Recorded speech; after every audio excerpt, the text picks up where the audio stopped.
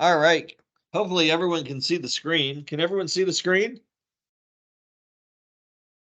Yes. Sweet. All right. Well, welcome to the Indy.net Consortium. We are brought to you by Theorists. We meet on the first Wednesday of every month, except for holidays and December. So thank you for joining us tonight. Is anyone looking for jobs?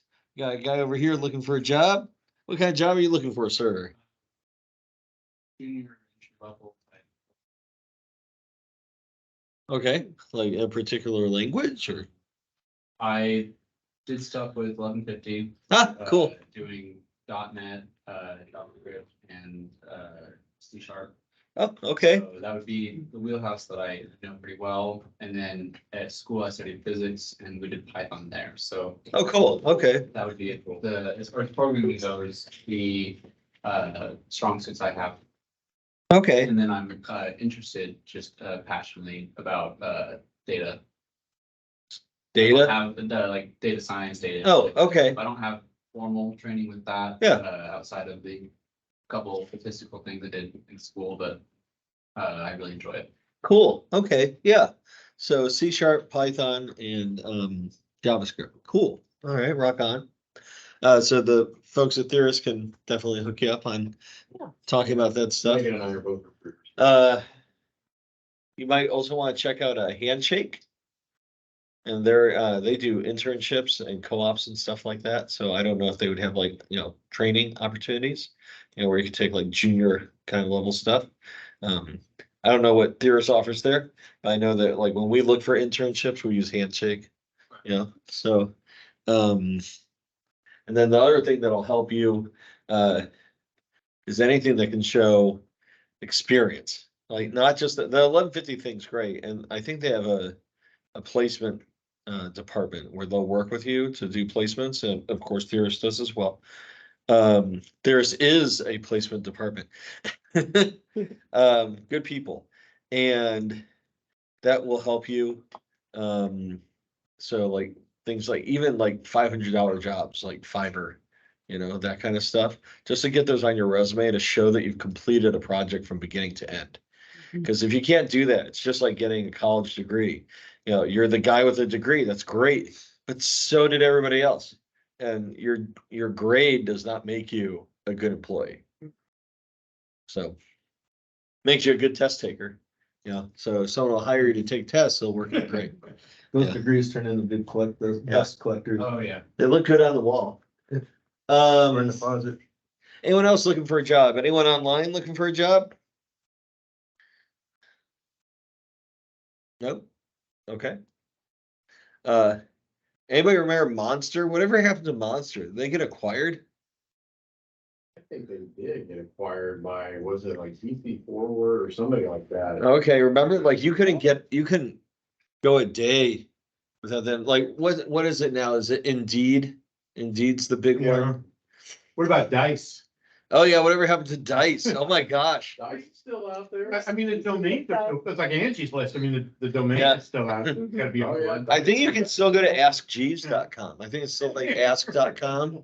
Yeah, it's Or what was great. Scott Jones's thing about, or you could text a question or. Yeah, Cha-Cha. Gotcha, yeah. Cha-Cha. Yep. Cha-Cha was great. Well, I forgot about that. So if you haven't joined our Slack, please join our Slack. Yeah. Ping Nikki, she'll get you access. We're also a part of the .NET Foundation. Yay. And the .NET Foundation virtual user group. And thank you. So tonight we're doing lightning talks. So the way lightning talks work is that we'll set up a whiteboard. We'll ask who's presenting, and then yay, everyone presents. Not everyone has to present. That's not the thing, but it's fun. You don't have to know, you don't have to do like an hour-long presentation. We don't have that kind of time. Everyone will shut you down after about 5 minutes. Sometimes when you've got a lot of people, you have a timer and you just tell them they have to sit down at 5 minutes. That is quite the fun experience, to be the person with the clock. I have been there when I've hit 5 minutes, I'm told, sit down. And I'm like, but sit down. And I'm like, okay. And then I sit down. And if anyone knows how much I like to talk, that's kind of hurts a little bit. Right here. Okay, let's see. Do we have anything else in there? Oh yeah. Okay, so these are not the topics for tonight. Okay, cool. So the topics that we have so far, is anyone else doing a topic? Anyone? Anyone else? Anyone else? We got 6 up here, don't we? Yeah, you can have more. Yeah, I mean, I just got one. I mean, I just had, I mean, don't we have 6 people or one for each topic or? I'm doing two. Okay, You I'm can do as doing many as you want. personality, number 6. Cool, huh? So you're not gonna add speaking prowess to your resume? Yeah. Talk to the lightning talk? Okay, cool. All right, so what we've got for lightning talk discussions tonight, topics. Number 1, making a platform decision. Number 2 is best and worst recruiting stories. Names will be left out. Debugging 101. I'm also gonna do that one because I was kind of pissed today about debugging. This over the past like 2 weeks, I've been angry about debugging. Number 4 is NVM, so Node Version Manager. Is it Node Version Manager or is it Node Package Manager? NPM or NVM? Node version manager. Oh, okay, cool. And then bad recruiting stories, part 2, for those who don't know that one. And personality. I just like, that's cool. It's personality. Yeah. So we're gonna get started here. Am I plugged in? Do I got enough battery life. This'll work. Huh? I got a link to NVM. Oh, cool. You would have talked about Indian though? Or you Node or? Well, I'm gonna talk about, Indian. I'm gonna lead into NVM. I'm gonna talk about, how I started a new gig. They moved from Azure, or AWS to Azure the week before I started on the 28th. And I was told to fill in 4 different repositories, and all the Angular projects were pulling up this envelope out of date thing, and it was kind of kicking my butt until I thought, Yeah. Come on, man. hey, yeah, I'm already gone. I'm done. Okay, so I'll get us started. Can everyone see on the call? Yeah. Cool. Okay, and everyone can hear, so that's good. All right, so my name's Auri Rahimzadeh. Just call me Auri. I run software over at Klipsch, and yeah, we make great speakers. Yay! So definitely check out our site. But I'm not speaking on behalf of Klipsch, but I've learned a lot there. So what I wanted to talk about tonight was making a platform decision. So sometimes an organization, when you're trying to write software, you kind of take a lot of different steps. Sometimes you'll do JavaScript, sometimes you'll do, with like a Node backend or React, Angular, or Vue, or whatever you want. On the JavaScript side, you'll do some stuff in .NET, maybe all the backend in .NET, the front end in React and Angular, some sort of JavaScript something. You'll do automation using Python. Well, the problem is when you do that sort of thing, you don't get a lot of code reuse. You get a lot of instant technical debt. And then you also have only a handful of people that know how to maintain a system, or maybe only one person who knows how to maintain a system. That's a problem, unless you have unlimited resources and funding, where you can hire 2 of everybody who has the skill set. And if you don't do that, then, or if you don't have that, then you need to start thinking about platforms. Now, platforms are not the perfect answer. They don't solve everything, but they get you to a common ground where it may not be the perfect solution, but it's pretty close to helping you do everything faster and better. With, of course, less technical debt, less cost, higher efficiency, and some more predictability. Because if you all know the platform's predictable. You know what its foibles are. You know what your limitations are. You know what your team knows. Nothing's really a guess. So I just wanted to go through a few points of things that you should think about when building a platform, because I know I've done it a few times, implemented it even recently, and maybe this helps somebody. So number one, what's your goal? What are you trying to build? Are you trying to build just a mobile platform? Are you trying to build a back-end platform? Are you trying to combine all of that together? Are you going to build internal utilities? Are you building it for external clients? So, a great example for external clients might be WordPress. Everyone used WordPress. You know why WordPress was used? It was a platform that had wide support, known technical debt, a vast resource pool. It wasn't perfect by any means, but it was understood, easy, reliable, and predictable. Great for contracting. Internally, though, WordPress is not a platform. WordPress is a solution. So internally, for example, you may want a common code base for device control, for content management, for authentication, for mobile, for web, etc. So you have to think about that. How could I make that happen internally?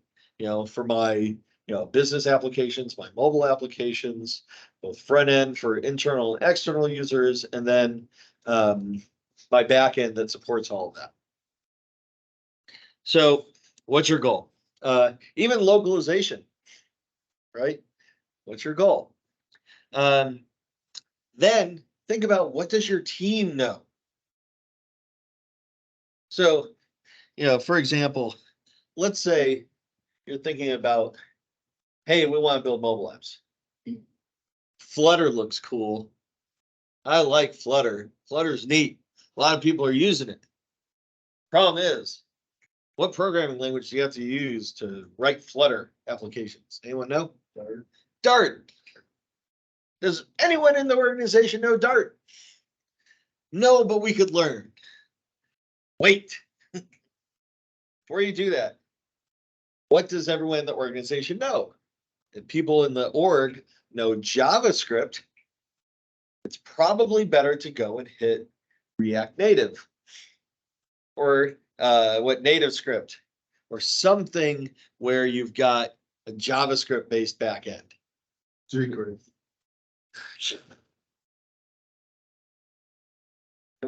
We're gonna start building what was it called? Oh my gosh, I'm blanking on it. The mobile phone gap. Remember that phone gap, right? And that's where you'd use jQuery and mobile app. Ugh. So anyway, the point is, yes, we could use the cool new hotness of Flutter and get one person to go learn Dart. But what was our goal? Was our goal just a mobile platform? Or is our goal a back-end platform plus a mobile platform? Well, our back-end's all in JavaScript, but Flutter seems so cool. Yeah, but now you've got a JavaScript and a Dart developer. Well, what if the Dart developer leaves? Now we got to trample our resource. Well, we don't want that. Rules of a pirate ship, you always got to have two people that know the skills. Well, now you got to hire another Dart developer. Or you got to task someone else to go learn Dart, a skill that they might take to their next job, because you might get paid well at a Flutter gig. I don't know. So always ask yourself, what does your team know? Now, that being said, you don't have unlimited resources, but you sometimes need resources. So what is the available talent pool? What's the available contracting pool? How much do they cost? So, you could do local, and you're going to look at spending, anywhere from like a beginner developer who knows a little bit, dabbled, for 50 something bucks an hour, to someone who knows what they're doing, and they're $150 to $200 an hour in the US. You go to India, where you may pay anywhere from $25 to $45 an hour, depending on the firm that you use. We won't get into how much people, get paid, but there's markup in India. But still, it's a crap shot. Does the contractor know what they're doing? But at the same time, how many contractors are available to support the platform that you need? How many Dart contractors are there? If there's not a lot of Dart contractors, they can ask whatever they want. But there's a lot of JavaScript contractors. So I get them cheap. And chances are they know that technology pretty well because JavaScript's been around forever. Dart, relatively new. I think it's officially out of beta now. So just saying. Then when you're building this platform, now that you know, okay, what's my talent pool? What's a possible technology that you could use? And you know what you want to do, now plan it. Don't just start writing code. Matt, you and I have had this conversation before. I think about intent-based programming. Plan first. Don't write code first. Worst thing you can do, great way to spend money. So if you ever want to spend money quickly, start writing code first. Even if you're a great developer, you'll get lost. You have no math. This is why you plan. Oh, we have more pizza? Oh, hey, what's up? We've got more people. We got plenty of pizza. So plan first, figure out what are your phases. This will not all happen all at once. Whenever you build a platform, take it a piece at a time. Start with the lowest risk. Build out your backend. Build an administrative piece. Then, if you already have like existing applications, start folding them in to using your new endpoints, documenting along the way. But set the expectation. What is in phase 1? What am I going to get done in the first year? What's in phase 2? What's a nice to have? And then what's beyond phase 2? Anyone know another term for phase 1? MVP. What's MVP? Most valuable Player. Nope, that's NFL starts on Sunday. product. Minimum viable Yes, minimum, product. yes. Right? I was working on it. Don't do it all at once. Remember, plan first. Don't burn out your team. Minimum viable product. Once it's shipped, then start looking at all the bells and whistles. Once you're making money off of this. You don't always make money off products. Yeah, realize that there are exceptions to whatever platform that you choose. There will be exceptions. Flutter may be great, uses the MVU model. Maybe you choose React Native, which is more MVVM, may have more wire up. So there's going to be exceptions. That's okay. Your risk has been balanced by those exceptions. So don't freak out making a platform decision and going, what if we don't use the latest, hottest thing? You got to ask yourself, what can you support for 7 to 10 years? You can't rewrite it every year. So how do you support it? You balance those risks with the latest technologies. JavaScript, last I checked, gets updated, has new capabilities, has a wild, rabid fan base. Yeah, so is .NET. I don't know about Swift and Java developers. There's met anyone who goes, I love Java. Yeah, I have met people who love Swift. They do love Swift. Anyway, keep that in mind. Now, when you do implement your platform, try not to tie yourself in to a single service. So if you have telemetry, for example, see if you can abstract that out. So if it's no longer supported, you can move to a different telemetry provider, but your API supports the telemetry. Sometimes that's easier said than done. I've had that issue. I would love to have that, but I can't in phase 1. Can't abstract the telemetry. But thankfully, the 2 big telemetry guys out there are Firebase from Google, App Center from Microsoft. Chances are they're not sunsetting either of those soon. But now that I've said it, I will probably get a note tomorrow that it's all being sunset. But at least I have backed up all that data and I can transition it into another telemetry provider. So keep in mind, even if you are forced to use a single service, make sure you have an exit strategy to gain your data into another service. If you haven't thought about that, then shame on you for choosing a service and binding yourself to it. Now, speaking of services, don't forget about auth. If you're going to build a platform, users are going to use it, and users are going to have accounts.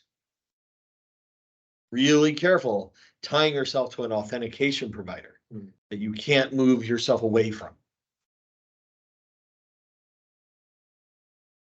Number one. Number two, if you're choosing auth and it's going to be a platform for your organization or a customer, because there you have organizations, make sure their entire org has buy-in to your auth platform. For example, if you're going to build an auth system that supports social login, Google, Facebook, X now, not Twitter, right? Apple, your Apple account, standard username and password, passwordless, etc. If that's not compatible with what, let's say, your website's using, you now have two sets of user accounts. You can't share data between them without building an expensive conduit using separate databases. So whatever you do, get buy-in on the auth. You'll spend less money organization-wide, but at the same time, your users will have an awesome experience. Because it really sucks. Anyone ever use HP's website? Okay, HP had a separate account for support, for orders, for what was it? There were like two others, like to download something, I think you had to have another account. I mean, it was all these different accounts you had to have, and they all had an HP.com root domain. I had to have all these different accounts because none of the systems talk together. It was a nightmare as a customer, and none of them could bring in any of my data. Like, sorry, that's in a different system. PNC Bank had this issue. I had an investment account with them, and but I also had a checking account. I said, hey, oh no, I had a mortgage with them. I think that's what it was. And I don't know, whichever. I don't know. If someone's watching this, good luck trying to take my credit or something. I was like, hey, I need information about this account because it's tied to this account, or there's something with my accounts where, I needed some information from both of them in order to make some transaction happen. The people on the phone could not look at the other account because that was another department's account that required different access, different auth. And I spent 30 minutes trying to figure it out. No one could get access. It was a nightmare. So imagine doing this even digitally. It was horrible. So make sure auth, you have a true story on that. If you're going to provide it, make sure it's well planned. I think that's all I had. So that's making a platform decision. Yay. Any questions? No? Okay. Yay. All right. Next up. Thank you. All right. And next up is best and worst recruiting stories. Part one. Oh, I didn't write part one, but at the time I didn't know. Hey everybody, I am Jason Manning. If you don't already know me, I am a recruiter here at Theoris. I've been recruiting for about 5.5 years. Prior to that, I spent about 17 years in the IT world. I've done everything from being a configuration engineer to a systems analyst, a BA, tons of stuff in between. About 5.5 years ago, I decided I was burned out on it and I wanted to use my background in a different way. And I getting to a point here. During that 16-year, 17-year career, I got laid off twice.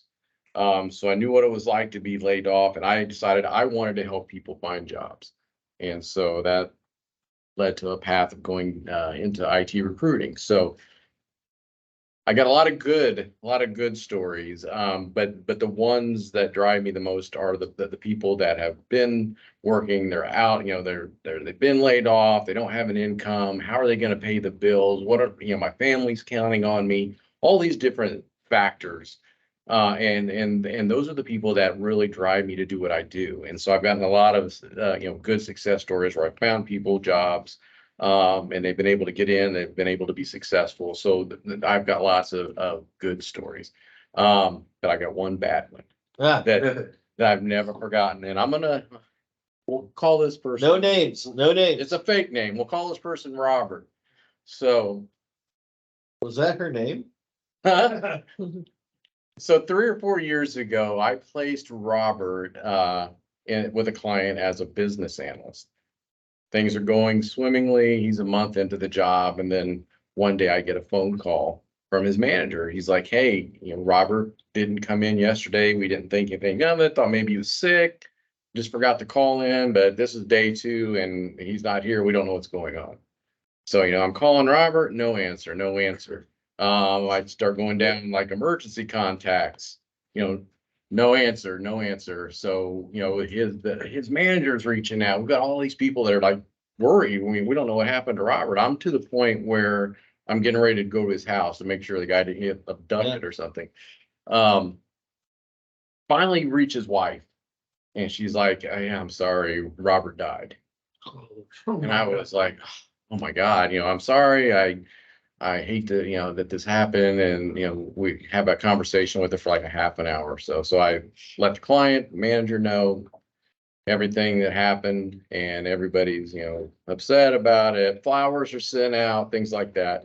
So I'd say it's been maybe a month or two. I get a phone call one day. I pick up, I'm like, "Hello, it's Robert." Robert's on. I'm like, is this guy calling from the other side? I'm shocked, right? I'm like, "Robert, I thought you were dead." He's like, "No, I'm not dead." He goes, "I just want to know why I never got my last paycheck." What? Yeah. So, moral of the story: don't play dead. So Yeah. that's a bad one. Did you take the flowers out of his last check? No. Yeah, I was stunned. So that, yeah. The guy wanted out of his job so bad he faked his death. Yeah. Wow. And you got On day 2? Yeah, and his wife was in on it too. Yeah. So, yeah. She was in on it for a half hour conversation. Yeah, half-hour Oh my conversation. gosh. Committed to the bit. Hollywood's calling. Wow. So anyway, Wow. any questions on that? Did he explain like what happened, or he was just like, "Where's my money?" Yeah, he was like, no nonsense. Like, I was like, what is going on here? And he's like, I just want to know where my last paycheck is. Didn't want to explain the Well, what's the situation. funeral expenses, man? Yeah, it was. Went to probate. Yeah. You're gonna have to go to Indiana unclaimed. Right, Indiana claim to get it, exactly. But yeah, it was, Oh my God. it was a trip, so yeah, I'll never forget that. So that's a low light in recruiting right there. Oh, Did his wife get the next of kin stuff? Yeah. I Yeah. don't know. Yeah, did she get like the life insurance? Yeah. Did he call the insurance company and say, "Where's the check for my wife?" right. Yeah. Sir, aren't you dead? Yes. Yes. Yeah. What? Thanks for the flowers, by the way. Thanks for the flowers. They were beautiful. Yeah, they were great, so. All right, that's all I got, so. Oh, debugging 101. Oh, I'm back. Okay. So, hold on, I'm gonna bring up my. Do I have my debugging presentation? Debugging workshop. Let's see. Everyone's watching me on the camera as I look this up on my laptop. Let's see, presentations. See if I can find it.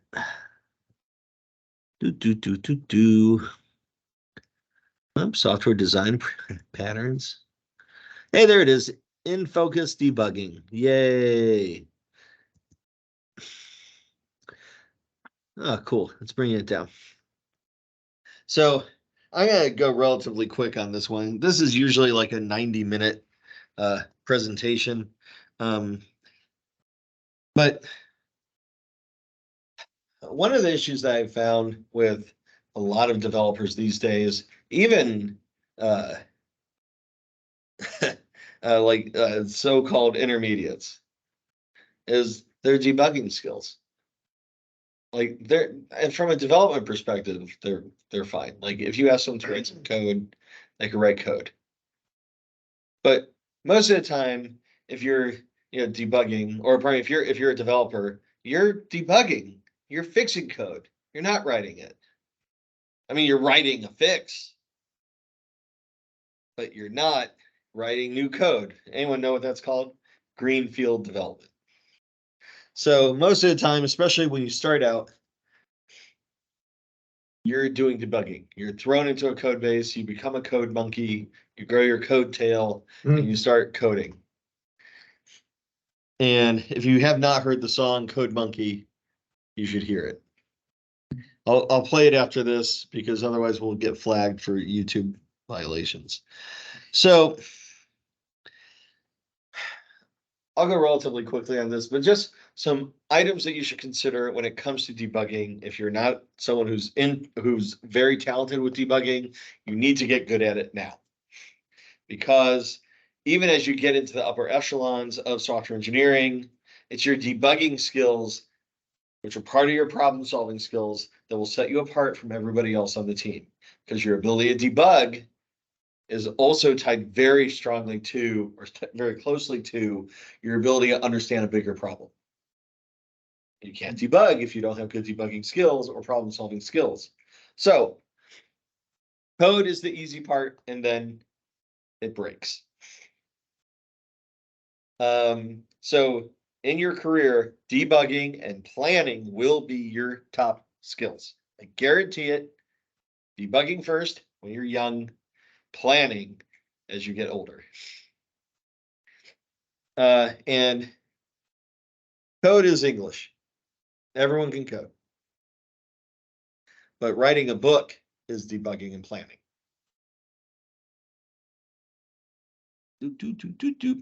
So there's a few different types of bugs. Know your bugs. So when you're debugging, try to prioritize these in your head. What's an immediate fix or critical priority? Got to do those right away. Highest priority, and then anything lower.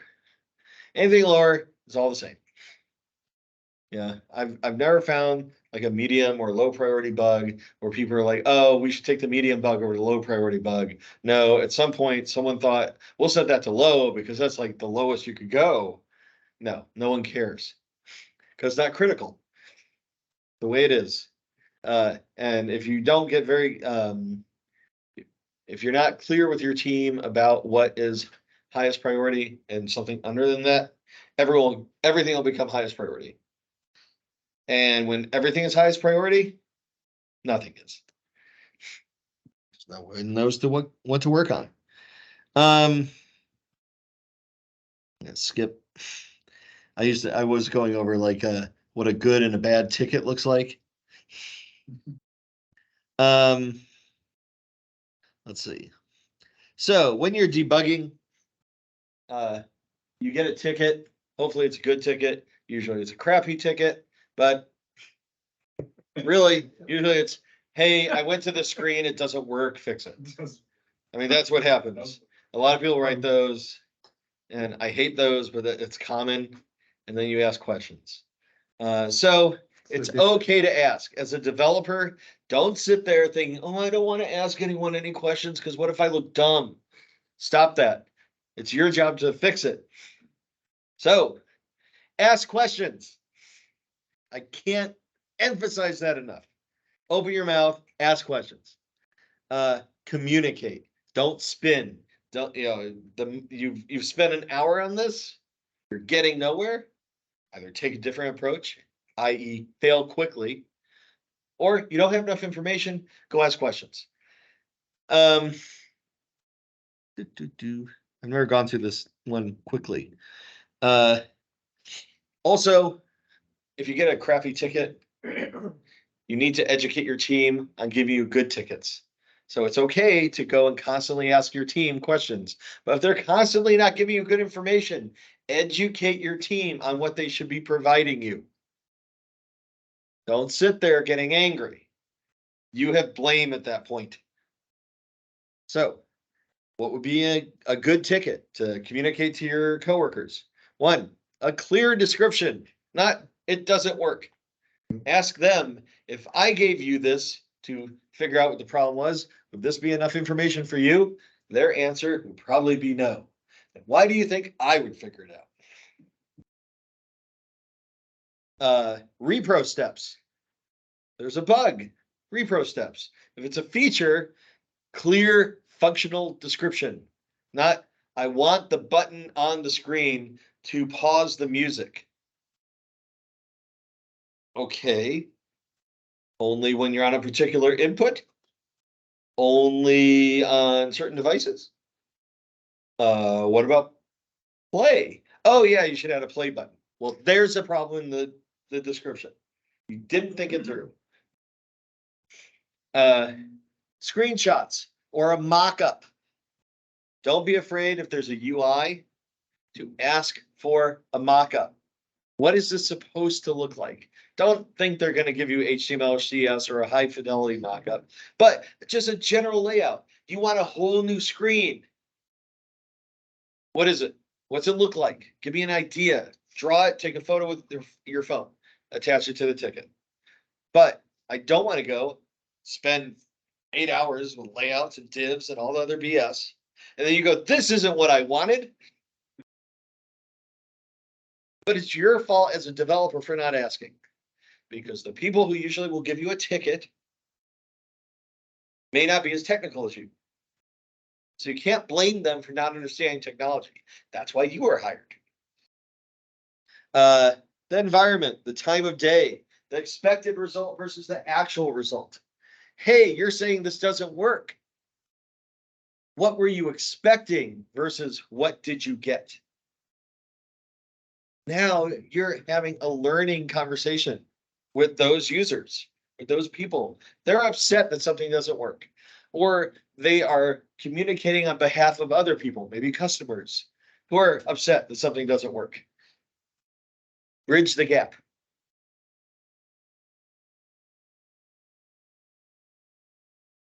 So, yeah, no matter how good there's the ticket, there's still a chance for bugs. So, especially with feature requests. So, be smart. So, a checklist whenever you're debugging. This will take care of most of your bugs. Number one, what changed? It worked before, it doesn't work now. We don't have to go look at a bunch of code yet. What changed? Something's no. But what changed, right? What changed? A server changed. I heard something, didn't we just push out a new whatever? Oh, yeah. Well, maybe that affected it. Look through the code, compare the previous commit. Or the last 10 commits. And if you're not marking in your commits when the last production rollout was, you're being silly. You should go and see between what version and what version did it break.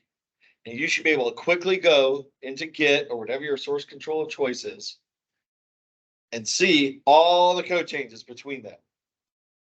And that should help you figure it out. If it,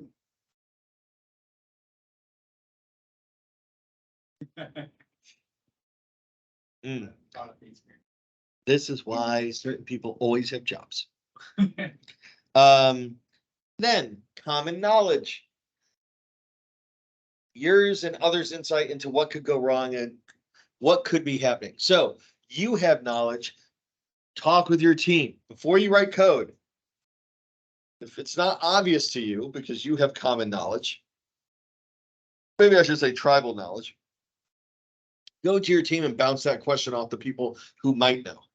before you spend hours researching it, bounce the question off of them. Because they may be like, you know what? I changed that. I thought it might be a problem. Thanks for bringing it to my attention. Communication across your team. Read the logs. Number 3, read the logs. Note that I haven't changed any code yet. I've only read code and been diagnosing. The first thing you do is write code. You're probably doing something wrong. And ask yourself, number 4, is it our fault? Is there a system down? If logins aren't working and you use a third-party auth provider, why are you looking at the code? First thing you should do, go check, is auth 0 down? Is the authentication provider down? Go to downdetector.com. Go to the status page for all of your third-party services. And if you've ever seen the status page, it's called like status.io or statuspage.io. They have a service where you can subscribe it to a Slack channel, and I'll auto post it to the Slack channel anytime there's an outage. So you can just go to the one Slack channel and look for everything for the past day that's been marked as an outage and go, oh shit, okay, they're down. Yeah, cool. Hold up, everyone. There's an outage. Let's put a maintenance message up or whatever, or just ride this one out because there's nothing we can do about it. A third party is down. Because once you ramp everybody up, even though you don't think about it, that's a lot of cost. Those resources could be working on something else, but other stuff isn't getting done because everyone turned something into the highest priority without checking off obvious things. So, settle down. Go through my checklist. I think 90% of your bugs will go away. Number 1, what changed? Number 2, common knowledge, ask your peers. Number 3, read the logs. Sign your logs, figure out if there's a gap. Number 4, is it even your fault? Then, know your tools. This will be the last one I cover. There's a lot of tools that will help you debug, especially as .NET developers. Number 1, breakpoints. Amazing how many developers don't know how to use a breakpoint. They don't. They don't.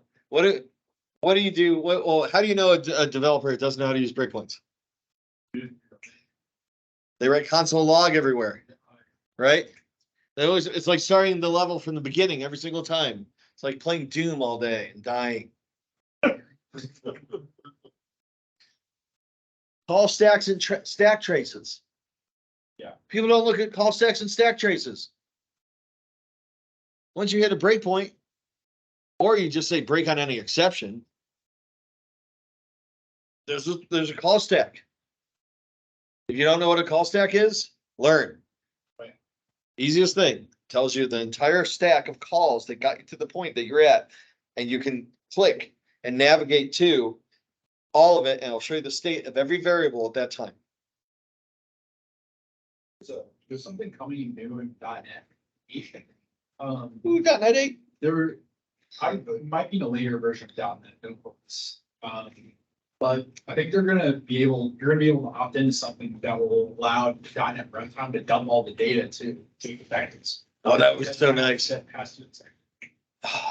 Oh, yeah. It's Yeah, debugging tools are the best. I don't even have to open up the. It's there. What was it called? It wasn't RevArt Dist. It was called Refractor. Not Mfractor, it was called like Refractor. I'm trying to remember the name of it, but anyway, it would basically record the entire runtime session, and any exception would be logged on the server, and you can hit the debug breakpoint in your code, and it'll bring you to that exact point in your code with all the variables populated of what it had when it crashed on the server. Yeah, I think it's called Refractor. I'd have to look. They wanted like $30,000 like for a license, but I'm like, I mean,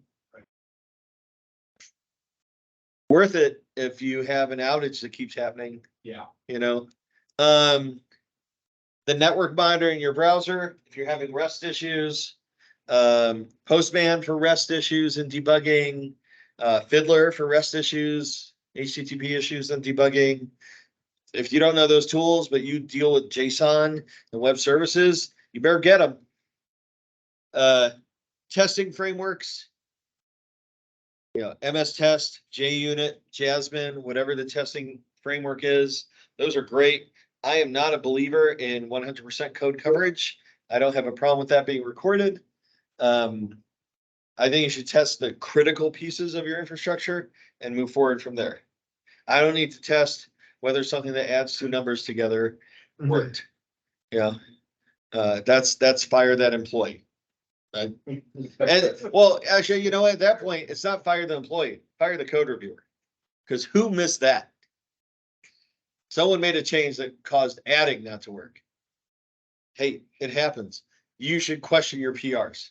By the way, if you are responsible for PRs in any way, shape, or form, and you ever just hit submit because you'll check it later, you should lose your job.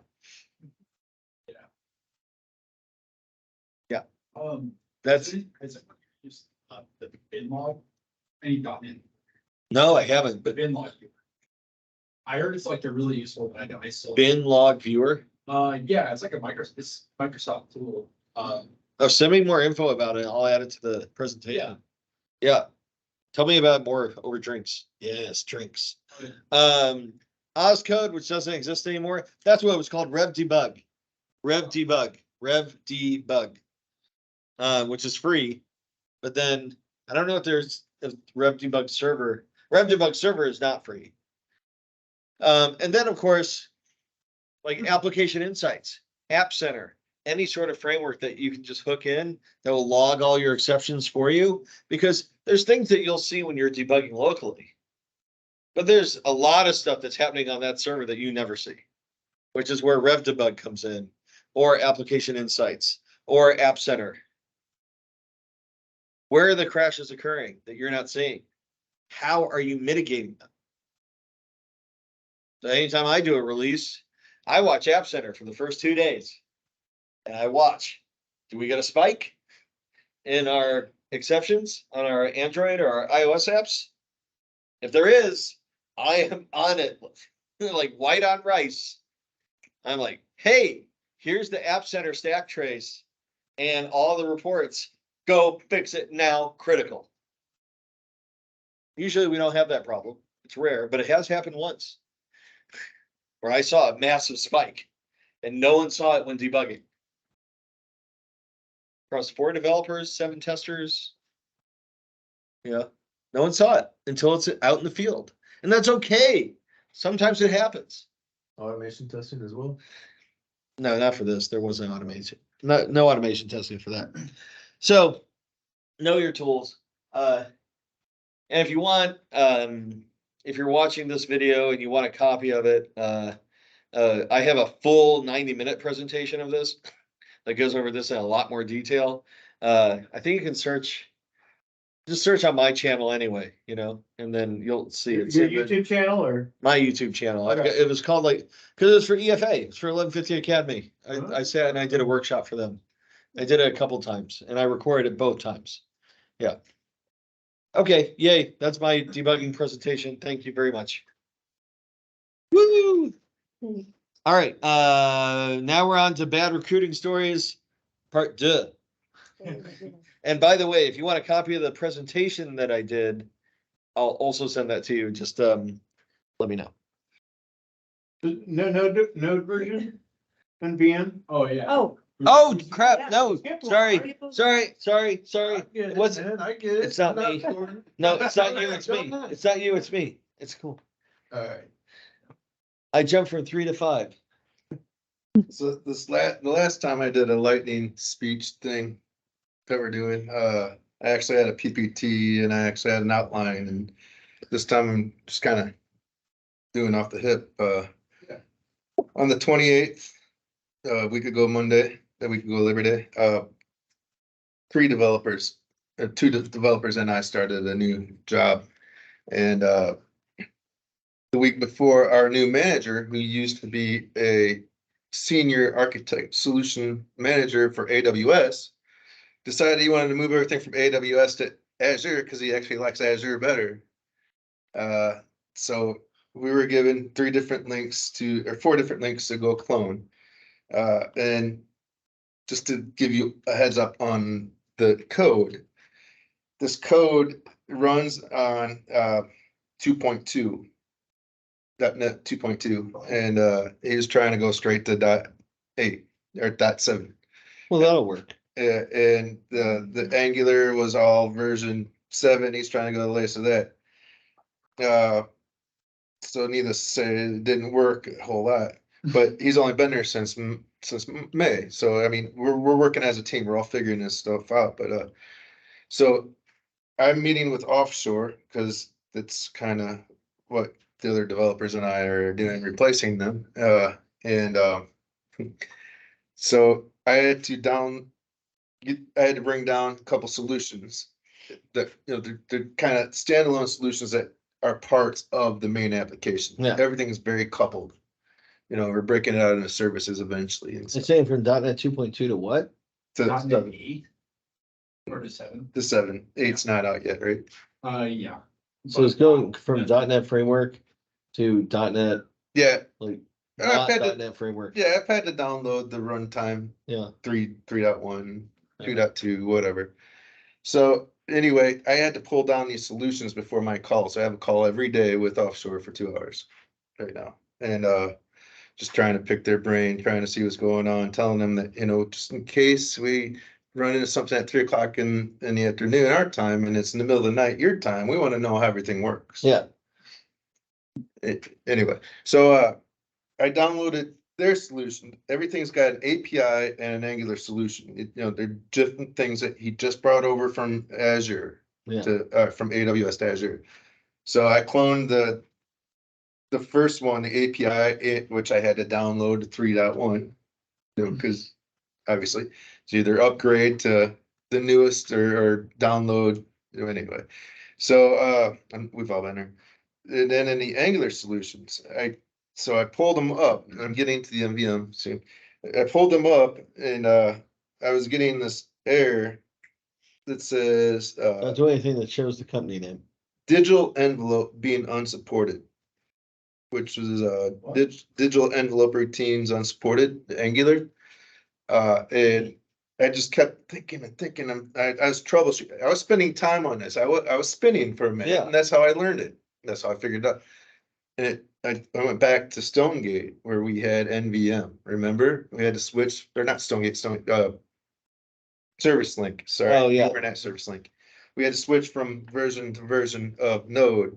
We all had to have NVM installed, and then I thought, that's because I'm not on the right version of Node, you know, and then I went to the package manager, found out what version of Angular they're running. If you go to angular.org, you can find the different Angular versions and the different Node versions. And I had to install NVM. I have a link. I forwarded it to you on after there was a little conversation there for a second, where I had to download the NVM. Now, the catch to the NVM, and the reason why I'm up here telling you about this, is you have to uninstall Node completely. Uninstall, Yikes. go to the program files, uninstall Node.js, because in NVM, you're gonna run this NVM install, whatever version, 8, 10. Oh, yeah.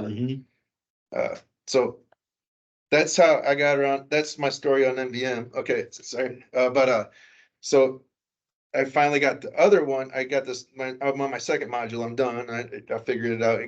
I'm going on to the next one.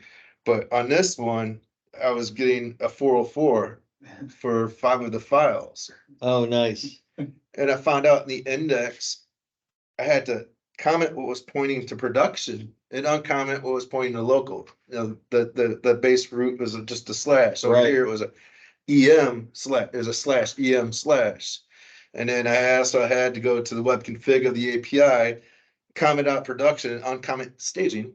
And then I had to go to the, so it's just different things, but, and I'm figuring it out. It's a fun game. We got a lot of work ahead of us and it's busy work. And I'm in my element, but I just want to tell you, don't forget about NVM if you ever run into depreciated shit when you go to NPM install. Yay. Yeah.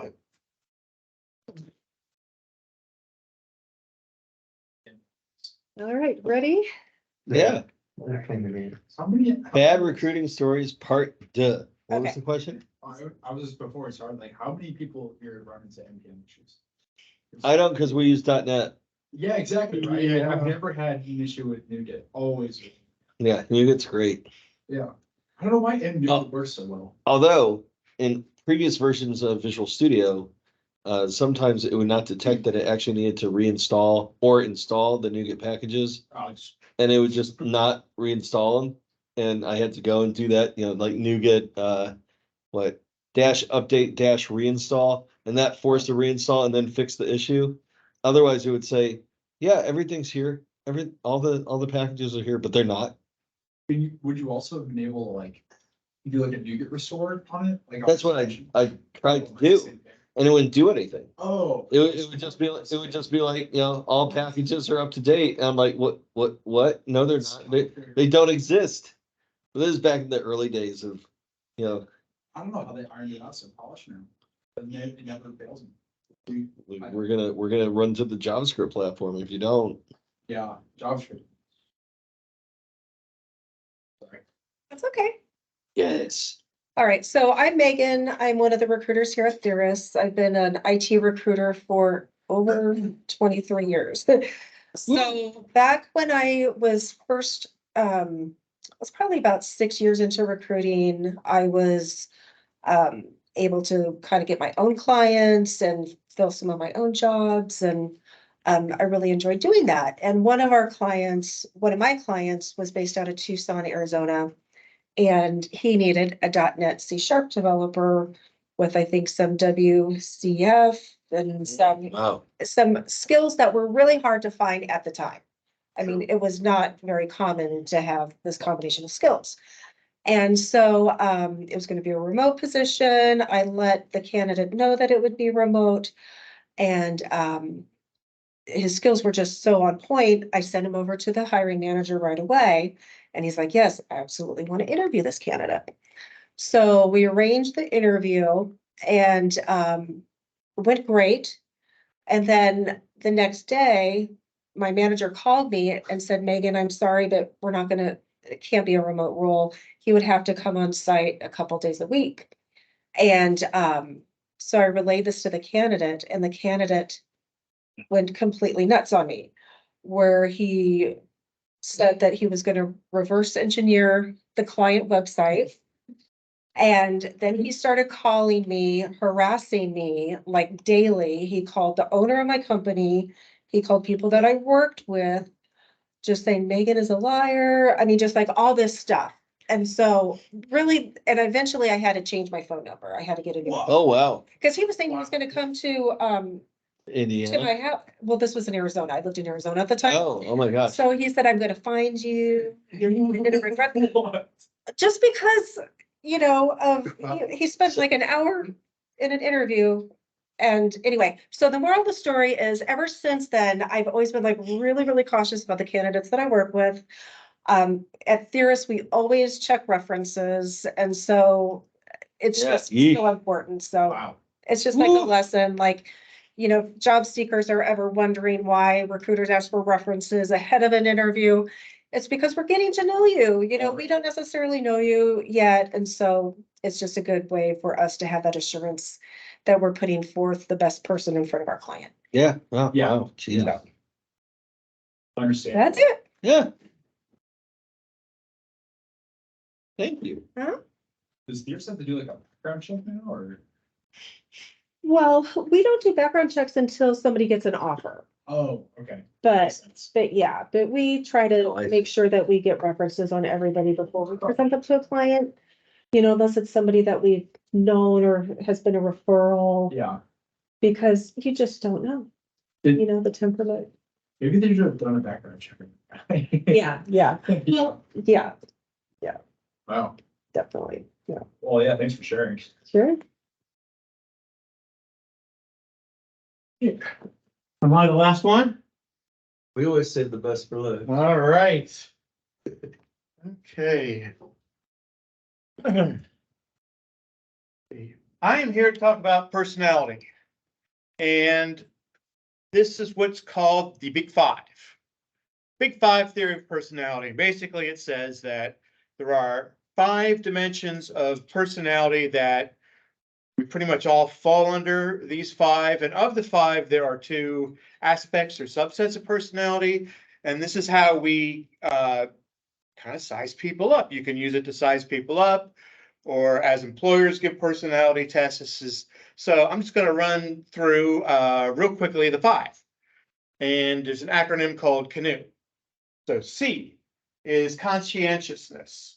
This is industriousness and orderliness. So people who are high in conscientiousness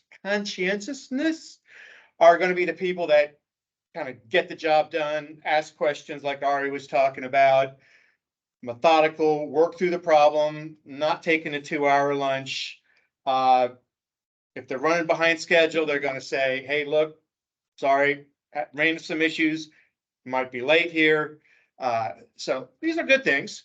But as with all of these personality traits, there's pluses and minuses. So you might say, if you're someone who you're artistic or you want like really creative types, you know, Steve Jobs, think outside the box. You know, if you are low in conscientiousness, perhaps you might have those skills where you can think outside the box, break some rules. Sometimes you need a rule breaker to kind of bring in some new ideas and stuff like that. So there's always a plus and minus. The next one is agreeableness. And this is characterized by compassion and politeness. So it's pretty easy to understand. Agreeable people are people who, well, they're agreeable and they're easy to get along with. They're cooperative. They don't like conflict. Again, that's good and bad, because sometimes if you're too agreeable, you might agree to something you don't really want to do, and then you end up having to do it because he said you would and you're a nice person. And then you might be a little resentful because why am I doing this when I really didn't want to do it? So again, pluses and minuses. You know, teams, you want, you know, obviously you want agreeable people. No manager is going to come to work and say, well, you don't want some, you know, I don't, you know, I want some disagreeable people. Yet at the same time, you do want people every now and then who are willing to step up to you and say, hey, this idea you got, I don't think it works. It's, you know, and sometimes people like this can be kind of harsh and like, what do you mean it's not going to work? And sometimes they're right about it, or at least they give you pause if it's done correctly. And I've run into this with offshore teams. Their culture, like in India and some countries, is they really don't want to disagree with you. Even if they know you're doing, you give them something and there's something wrong with your design, a lot of times they won't tell you. They won't raise the flag because they're like, oh, it's, you know, I don't want to disagree with you. Saving face. Yeah, that's saving face. You don't want to confront people, you know. So again, it's important in all the aspects of them. The third one, the N of the canoe, is neuroticism. Not good, obviously, right? And 2 components of neuroticism are volatility and withdrawal. So volatility, that's the guy who's stuck in traffic and he's flipping people off and honking the horn and he just can't wait to get to work. Hotheads, right? Or people who get really emotionally dysregulated quickly.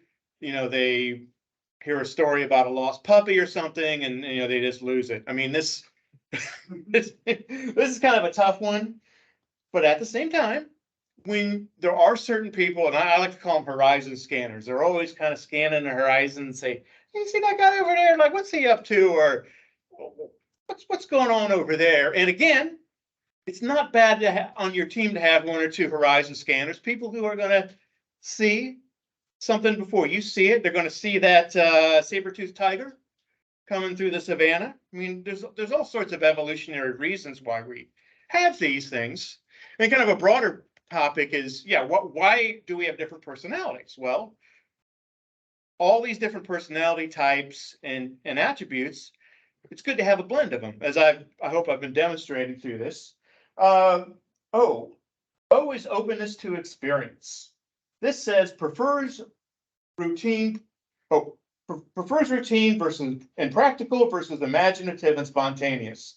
So people openness to experience, these are your artists, musicians, writers.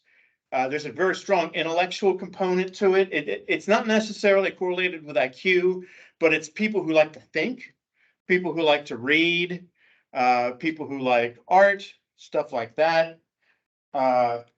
And kind of two components, yeah, are the intellect, just the love of knowledge, and then also the other one is aesthetics. So people who, they go outdoors and they're just kind of overwhelmed with the beauty of nature, or music is very powerful, really moves them.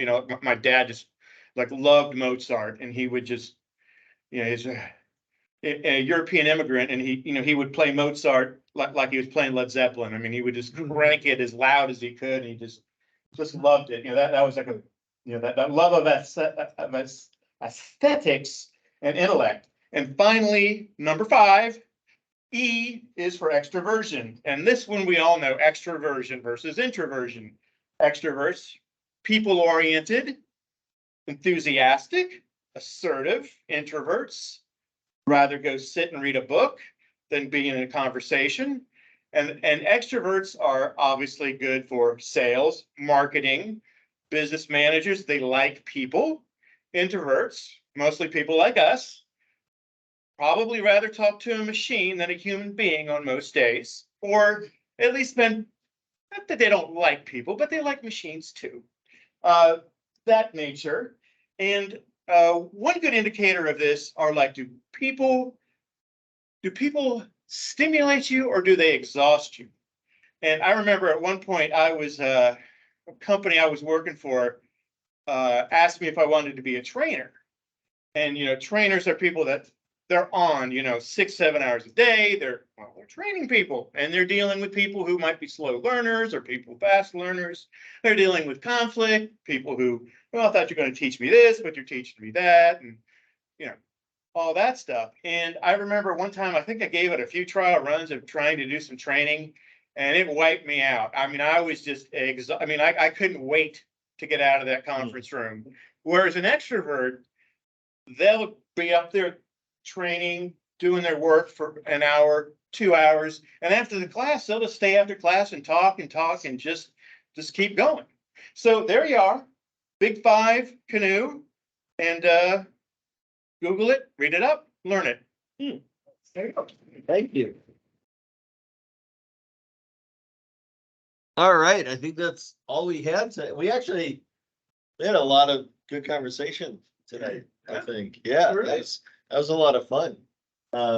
I love the recruiting stories. Yeah. It's Yeah. like calls from the dead. The Walking Dead, that's right. There's got to be a website that's got these. I mean, you've ever seen yeah. Daily WTF about all the coding mistakes Oh. people make? Oh, yeah. Yes, shit about hybrid. Well, hey, thank you very much for coming. Thank you all very much for coming. We do the lightning talks quarterly. So, we try to split it up where we've got a cool presentation by, a presenter, then lightning talks, and then a campfire discussion or a fishbowl where we get a lot more group participation. So always fun. We hope to see you next month where we're going to do a fishbowl conversation about Visual Studio alternatives. So for those of you who don't know, Visual Studio Mac has been sunsetted. So next year, no more VS Mac. It's gone. Oh. And so Microsoft is pushing people towards VS Code with the C# extensions for VS Code.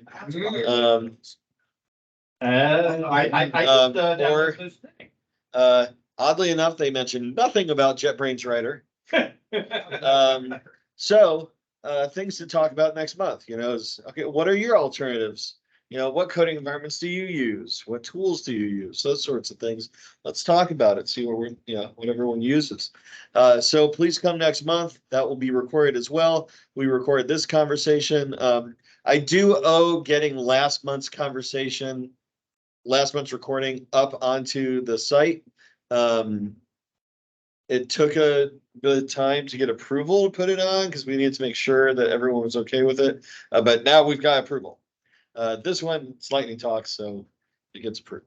And no one said anything that was personally identifying. So yeah. Robert. All right, I don't know. Crazy. All these names. I love it. Great. Well, see you next month. First Wednesday of the month. Thank you for joining. Take care, be well, and be safe.